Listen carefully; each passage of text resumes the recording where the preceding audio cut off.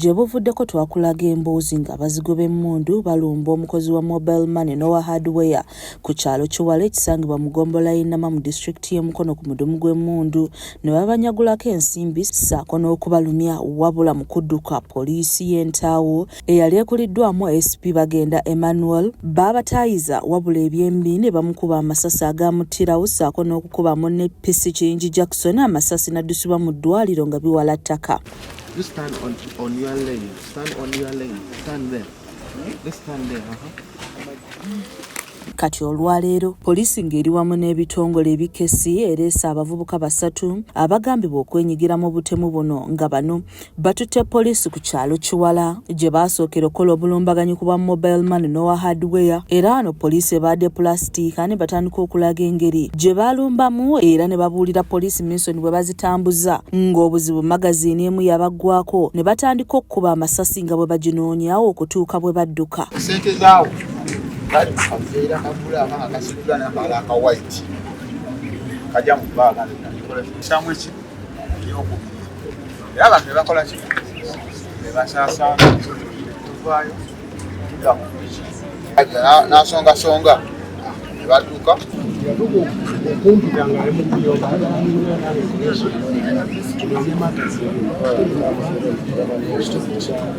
bano we bavudde eno ne bongera okutwala poliisi ku kyalo Ntaawo gye battira Osi Bagenda era ne bannyonnyola engeri gye baamukubamuwo okutuuka okuyingira omwala era ne bongera okumukubirawo wabula tebaamanya nti yafa. Bano basembedde ku kyalo Nabuta ekisangibwa mu Goma Central Division mu Mukono District.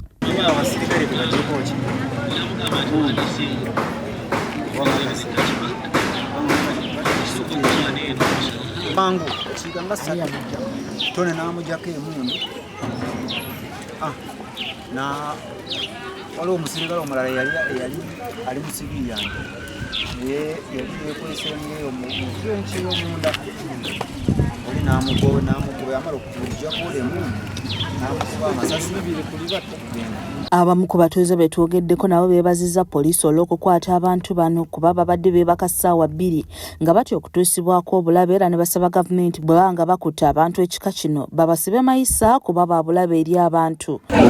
Basanga piki zaffe batukubira ne batuttira ku nsonga olwodde tukikomye leero bayinza okuba be battaano osi waffe wali eri kweyanziza nnyo poliisi kunoonyereza kwekoze okw'obukugu ennyo okw'ekika ekyawa saawa 2 nga twalaliikirira abantu abo emu kitundu naye poliisi nsaba ekole bwe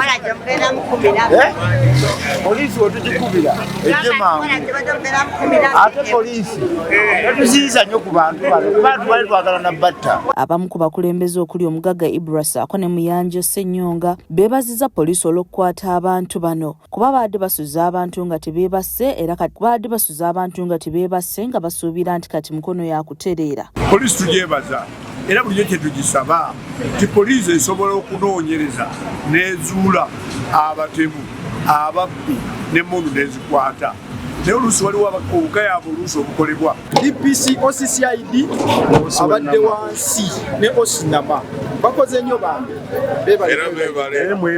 batere ku kalaba. Kaweesa Paul yakusakidde emboozi eno ku lwa KSTV agaleero.